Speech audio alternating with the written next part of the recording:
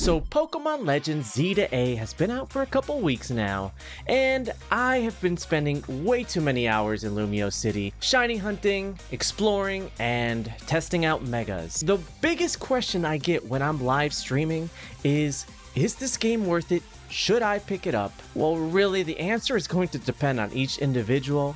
However, if you are on the fence about buying, this video might help. Today we're going to go over 5 things to like about the game and 5 things you should be mindful of before you buy. Before we dive in, go ahead and hit that like button and make sure you're subscribed for more Pokemon Z-A tips.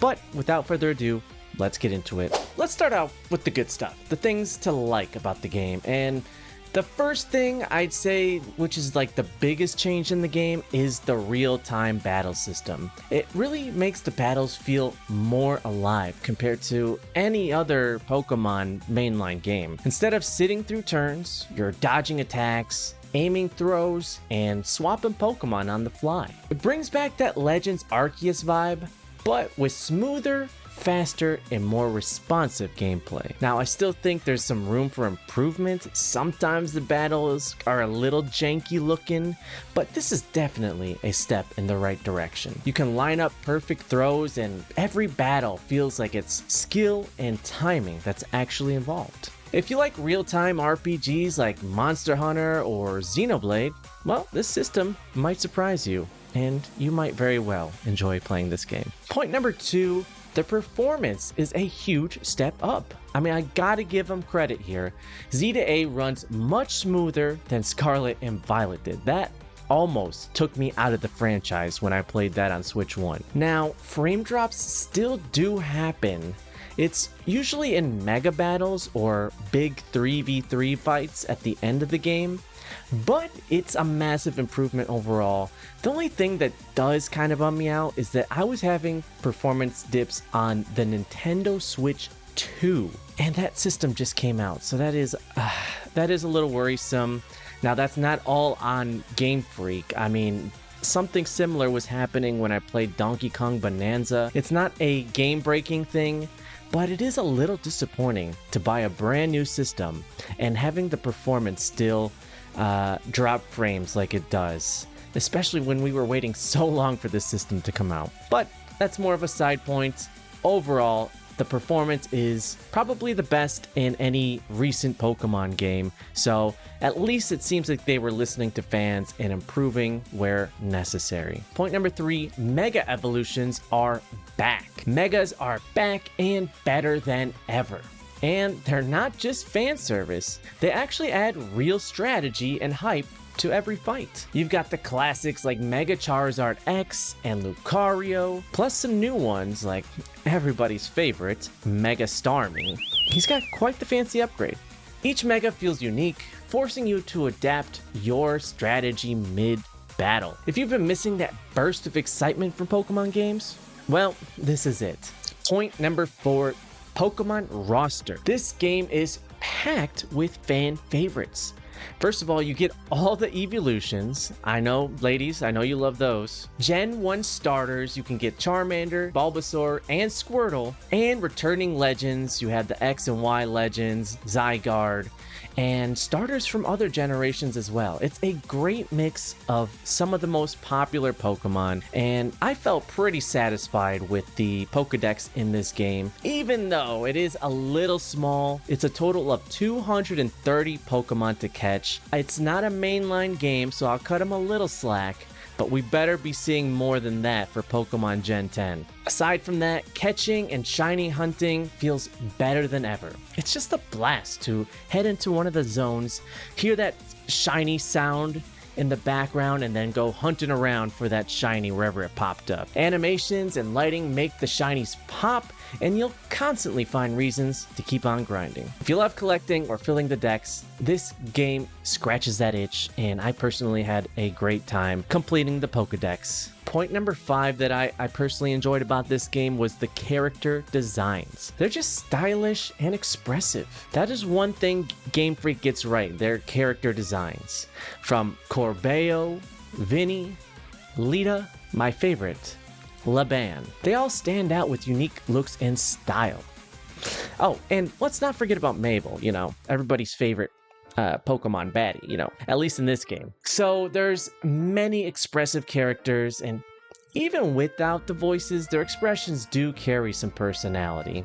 The cutscenes pop, animations feel alive, and visual design team crushed it here. With that in mind though, this is the great turning point to go into the 5 things to be mindful of. And probably my biggest complaint, if you watched me at all streaming this game, you'll know already, it's the lack of voice acting. So let's just talk about it. Yes, the characters do look amazing like I said, but they don't sound amazing because they don't sound at all. It's 2025 and Pokemon still has no voice acting. Even games like The Legend of Zelda and Mario have some of that at least now. So the expressions are there, the emotions there, but without the voices, it just falls a little flat. It's a missed opportunity for immersion. And if they do add it for future games, it'll just really feel more like the anime come to life, which is what we really want. Number 2 reason to be wary of are the small wild zones. Now, compared to Legends Arceus, the wild zones in Z-A just feel kind of tiny. I mean, they're pretty, but you'll see that they repeat pretty fast. They all look somewhat similar, and the exploration isn't as open or surprising compared to the big regions where you could roam around in Arceus. So, to some, that might feel like a step back. Point number 3. There is a repetitive and mid-story overall. It starts to get a little formulaic around the mid-game as well. Basically, you fight 3 megas, you rank up to the next alphabet with the rank Z-A system, you eat some curry, and then repeat. It's fun for a while, but it starts to drag, especially towards the end. It becomes very predictable what you're going to be doing. Yeah, the ending is cool visually as well, but emotionally, it fell a bit flat. I'm sure some people will enjoy it, but spoilers, there wasn't really even a final boss fight. And if you consider what it actually does as the final boss fight, I don't know. I think it's pretty lame personally, but you guys let me know if you've beaten the game. Just do a spoiler warning if you do a comment. Yeah, overall, it's still a solid experience. Again, the characters definitely help add to the story, but we could use a little more variety overall. All right, point number 4, Lumiose feels kind of limited. Now, Lumiose City does look pretty good. Bright neon, cafes, side alleys. Even if the buildings look literally a little too flat, you can't explore as much as you would want. Some areas are locked, some just for show. It leaves you wanting more freedom, like Arceus' massive zones again. Maybe we'll get much more of an expansion when the DLC drops, but we'll just have to see. That's just something to keep in mind.